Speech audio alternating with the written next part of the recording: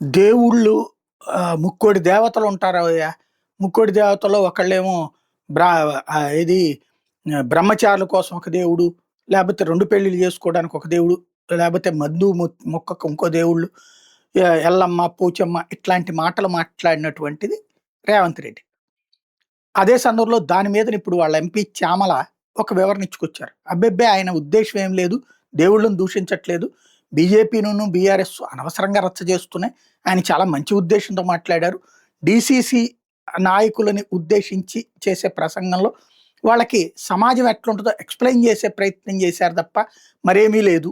దాంట్లో ఆయన దురుద్దేశంగా ఊహించొద్దు. ప్రచారాన్ని అంగీకరించొద్దు. Very good. ఆయనలో దురుద్దేశం లేదని నేను కూడా ఒప్పుకుంటా. ఎందుకంటే నేను ముందే చెప్పా. ఆయన నాస్తికుడు కాదు, హేతువాది కాదు, సంప్రదాయవాది. కాకపోతే మాట్లాడేటప్పుడు మన దేవుళ్ళని మనం ఎట్లా వెటకారం చేసుకుంటాం కొంచెం ఆలోచించుకోవాలి కదా అన్నది మాత్రమే చెప్పాను. దూషించలేదు, ద్వేషించలేదు. ఆయన భాషలో ఆ తేడాని మాట్లాడాం. అయితే దీన్ని తప్పేం లేదని సమర్థించుకొస్తోంది కదా కాంగ్రెస్ పార్టీ.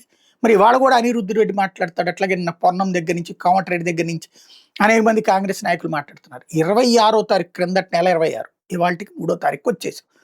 అప్పుడు అక్కడేదో ఒక కార్యక్రమంలో పాల్గొన్న సందర్భంగా కొబ్బరి చెట్లు నాట్లు పాడైపోతున్నాయి అన్నటువంటి అంశం గురించి మాట్లాడతా పవన్ కళ్యాణ్ ఒకప్పుడు కోనసీమ అంటే అద్భుతమైన అందాల సీమ, పచ్చటి పంటలతో అలరారేది, కొబ్బరి చెట్లే ఇక్కడ గొప్పగా కనిపించేది.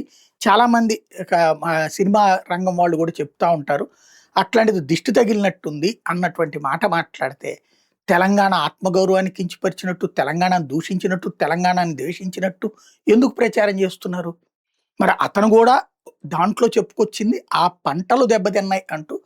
అంతటి ఒకప్పుడు వాళ్ళు గూడా దిష్టి పెట్టగలిగినంతటి అందమైనటువంటి పంటలు ఇట్ట పాడైనయి అని చెప్పుకొచ్చారు. అందులో తెలంగాణను దూషించలేదు, ద్వేషించలేదు. మరి అక్కడేమో పవన్ మాట్లాడిన దాని మీదనేమో ఇవాల్టికి గూడా స్టేట్మెంట్లు ఇస్తున్నారు కాంగ్రెస్ వాళ్ళు వక్రీకరించుకుని.